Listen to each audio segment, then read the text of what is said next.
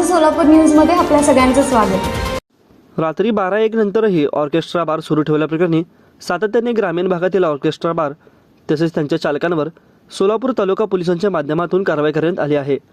काटेकोरपणे नियमांचे पालन होत नसल्यामुळे ग्रामीण पोलिसांनी कायदा व सुव्यवस्थेच्या अनुषंगाने जिल्हाधिकाऱ्यांना अहवाल पाठविला होता। जिल्हाधिकाऱ्यांच्या आदेशानुसार ग्रामीण हद्दीतील 6 ऑर्केस्ट्रा बारवर कडक कारवाई झाली। चौघांचे परवाने कायमस्वरूपी रद्द तर दोघांना परवानगा 3 महिन्यासाठी निलंबित करण्यात आले आहे। ऑर्केस्ट्रा बारसाठी पोलिसांच्या माध्यमातून परवानगी दिली जाते, पण त्यासाठी ठराविक अटी व नियम घालून देण्यात आले आहेत।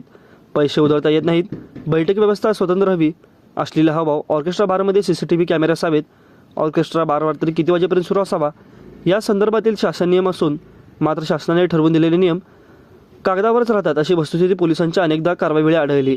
सातत्याने कारवाई करून देखील त्यांना नियम व अटींचे पालन करा म्हणून सूचना करूनही त्या ठिकाणी परिस्थिती जैसे थे राहिली। त्यामुळे ग्रामीण पोलिसांनी संबंधित ऑर्केस्ट्रा बारचे परवाने रद्द व निलंबित करण्याचा प्रस्ताव जिल्हाधिकाऱ्यांना पाठविला होता।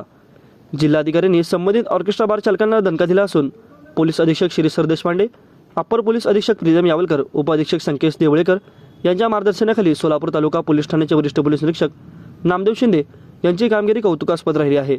त्यांनीच या ऑर्केस्ट्रा बारवर सातत्याने वॉच ठेवून कारवाई केली होती। ग्रामीण पोलिसांनी या संदर्भातील माहिती गुरुवारी दिनांक 25 रोजी विशेष पोलीस महानिरीक्षक यांना सादर केली।